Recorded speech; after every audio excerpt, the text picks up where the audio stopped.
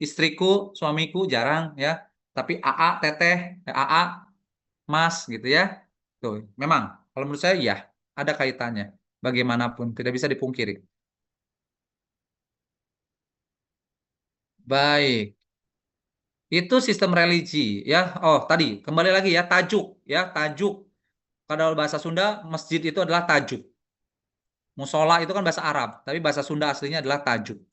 Jadi itu kan sesuatu yang dalam Islam, istilahnya dalam Islam yang membedakan Islam dengan yang lain adalah sholat. Kalau puasa, agama lain mungkin puasa juga, ya. Kemudian zakat, sedekah, agama lain juga melakukan yang sama, tapi hanya satu-satunya yang tidak dilakukan agama lain adalah sholat. Dan dalam bahasa Sunda, sholat, wudhu, masjid, itu punya dalam bahasa Sundanya. Itu menunjukkan bahwa agama Islam itu sudah meresap di dalam kebudayaan Sunda. Ya, maka kemarin kakak tingkat Anda saya minta kebetulan dia orang Batak dan jadi Kristen Batak ya.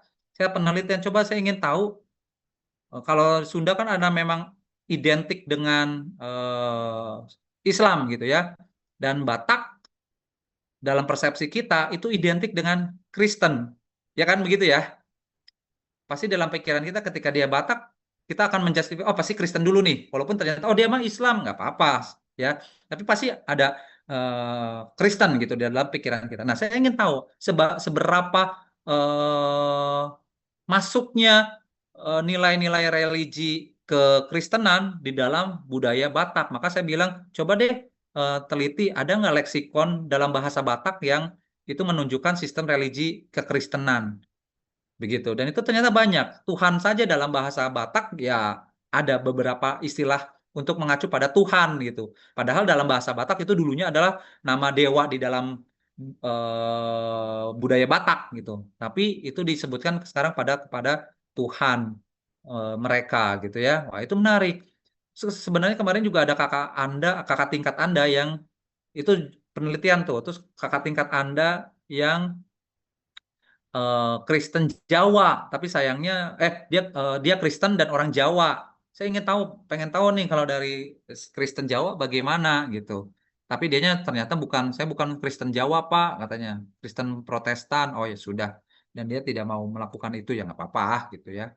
Maka saya ingin tahu ada Kristen Sunda, Pasundan. Nah, saya ingin tahu nih bagaimana sih eh, nilai religi. Saya rasa Betawi juga kayak gitu Pak, identik sama agama Islam sampai orang-orang banyak yang kaget kalau Betawi beragama. Nah, itu sama, betul. Ya, sama, benar ya. Kaget kalau Anda pergi ke Sunda kalau Anda mengatakan Kristen. Pas lucunya waktu itu saya ingat ketika KKN ada teman saya itu satu grup itu orang Batak, Kristen Batak. Terus kita ke Garut kan, itu kan desa banget gitu ya. Terus ada yang tahu tuh warga tuh kalau itu Kristen gitu ya. Sampai ada yang nanya gini, padahal itu orang dewasa ya, nanya gini. Kalau di Kristen eh, setannya pocong atau bukan? Kata, astaga, pertanyaannya. Setannya pocong apa Dracula? Ini terlalu mainstream apa namanya saking ya ya itu tadi ya eh, jarang berarti gitu ya jarang bertemu orang Kristen sehingga pertanyaan-pertanyaan yang awam sekali ditanyakan seperti itu ya kata dia ya kan saya orang Indonesia saya lebih percaya pocong daripada Dracula kata dia. Kita ketawa-ketawa aja ya. Bukan berarti Kristen jadinya Dracula ya, aduh dasar ya pengalaman menarik ya unik ya begitu. Saya orang Indonesia bagaimanapun katanya. Iya juga ya. Nah, begitu. Memang begitu orang Sunda ketika bertemu orang Kristen masih ada rasa aneh sama dengan Betawi, Padang biasanya ya, Padang, Betawi, Aceh itu identik dengan Islam begitu. Begitu saya justru ingin meneliti Kristen gereja Kristen Pasundan. Ternyata orang Sunda juga ada yang Kristen gitu ya. Ingin tahu nih bagaimana nilai-nilai atau sistem religi kekristenan itu masuk ke dalam budaya Sunda mereka gitu. Bagaimanapun mereka orang Sunda dan bagaimana sih ada nggak istilah-istilah dalam bahasa Sunda yang mereka gunakan dalam bentuk untuk mengacu pada eh, religi kekristenan itu menarik menurut saya. begitu. Oke, sudah habis ya. Nah, lanjut deh sedikit ya. Bagaimana sistem pencaharian, katakanlah begitu. Nah, kita bisa melihat ada leksikon-leksikon mata pencaharian dalam bahasa tertentu ya. Kita bisa melihat itu. Atau di kesenian. Nah, apakah kesenian kita bisa melihat sebuah nilai kesenian di dalam bahasa? Tentu saja bisa. Dengan apa? Tentu saja misalkan nama-nama atau istilah di dalam kostumnya, pakaian yang digunakan. Ya, tarian tradisional itu pasti digunakan kostum tertentu. Yang kostum tertentu punya nilai, punya makna. Nah, itulah yang kita cari. Tapi bukan kostumnya, ingat, bukan wujud kostumnya, tetapi leksikon yang mengacu pada kostumnya. Ya, semakin detail leksikonnya, semakin banyak leksikonnya yang menempel pada kostum tersebut, berarti semakin bermakna kesenian tersebut. Semakin detail make up-nya, ada namanya, semakin bermakna tatanan apa tata rias tersebut, kesenian. Atau tentu saja dalam beberapa kesenian tradisional, sebuah tarian itu diiringi apa lagu tertentu, ya. Tapi karena kita orang bahasa, bukan musiknya yang kita teliti, tetapi liriknya yang kita teliti. Ya, tentu saja lirik-lirik itu punya makna khusus. Ada makna leksikal, ada makna kultural. Ya, bunga mawar, misalkan ada satu lirik mengatakan kembang ros, kembang mawar tentu saja punya makna secara kultural. Ya, bisa jadi dia keindahan, kecantikan, ya, atau justru malapetaka, bisa jadi. Kita tidak tahu. Ya, ternyata dalam kesenian kita bisa melihat kebudayaan masyarakatnya dilihat dari bahasa. Kemudian sistem teknologi ya, kita mengenal teknologi makanan kuliner. Sadar atau tidak, sebenarnya teknologi memasak kita itu sebenarnya adalah cara mengawetkan makanan. Rendang, makanan rendang itu pada dasarnya adalah teknik mengawetkan makanan. Karena orang Padang itu adalah orang Minang ya, bukan Padang. Orang Minang itu adalah perantau dan daging itu tidak bisa awet berhari-hari, maka dibuatlah rendang. Kalau rendang sampai kering ya, asli Minang tuh kering.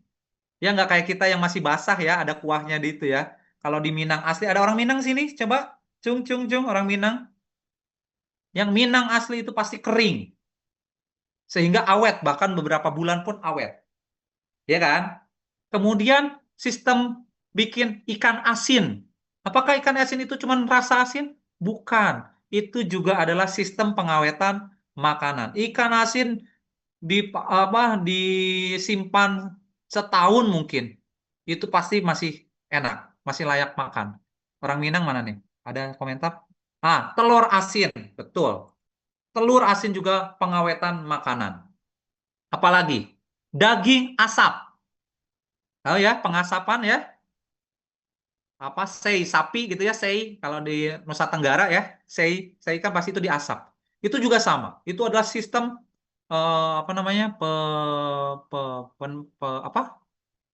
Oh, saya malah lupa apa namanya. Dendeng, betul. Pe, pengawetan makanan, pengawetan. Dendeng, ya daging dikeringkan, ditumbuk agak ini terus dikeringkan, agak manis pakai gula, ya, gula merah atau gula aren lah ya. Itu kering, itu pengawetan. Jadi sebenarnya pada dasarnya cara masak kita itu adalah cara mengawetkan, ya. Teknologi pengawetan makanan. Ada leksikonnya? Ada. Kita punya banyak istilah pengasapan, ya, pengukusan, penjemuran, ya, pengasinan, bahkan apa ya?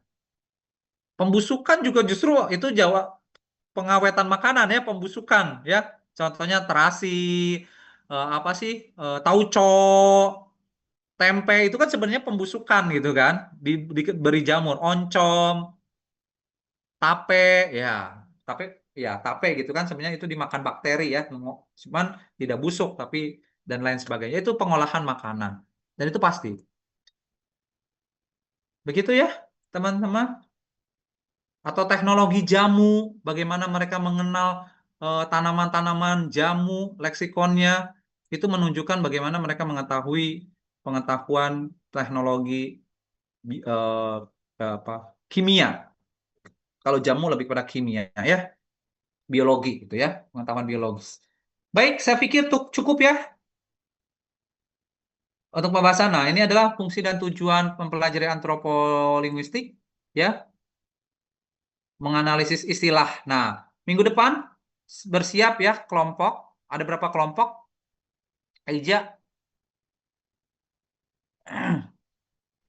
Bentar, Pak. Kelompok antropolinguistik. 32 mungkin 8 ya, Kemarin udah dibuat sih, Pak, yang waktu itu saya atau kirim. 6. Saya lupa. Bentar. Nah, Saya juga lupa. oke. Iya, Pak, 6. 6 Nah, ya. kelompok. Oke, tugasnya cari artikel Sinta 1, 2, 3, 4 ya. Cari di jurnal artikel di jurnal Sinta 1, 2, 3, 4 atau internasional, bahkan kalau internasional berarti berbahasa Inggris. Sinta 1 juga biasanya berbahasa Inggris, Sinta 1, Sinta 2 biasanya ya, walaupun nggak semua. Itu leksikon atau istilah-istilah yang berhubungan dengan antropolinguistik. Jadi leksikon yang berhubungan dengan antropolinguistik, ya. Leksikon atau kosakata. Tidak boleh sama ya, setiap kelompok tidak boleh sama. Nanti dipresentasikan hasil reviewnya. Kalian baca, kalian pahami, kalian sampaikan. Setiap kelompok minggu depan hanya diberi waktu 10 menit untuk menyampaikan. Oke ya, tidak boleh sama. Satu kelompok, satu artikel, pilih. Tidak boleh sama. Oke, ada pertanyaan? Itu satu artikel aja, Pak, atau Satu berapa artikel aja. artikel? Satu artikel saja. Setiap kelompok satu artikel saja. Dibuat PPT atau Dibuat Word PPT. gitu, Pak? Oke. Dibuat PPT. Ya, jadi di situ pendahuluan artinya apa sih yang akan diteliti, rumusannya, kemudian metodenya. Metode jangan hanya copy paste dari tuturan, dari artikel karena di artikel biasanya metode kecil. Tetapi kalian harus melihat, ini namanya mereview ya.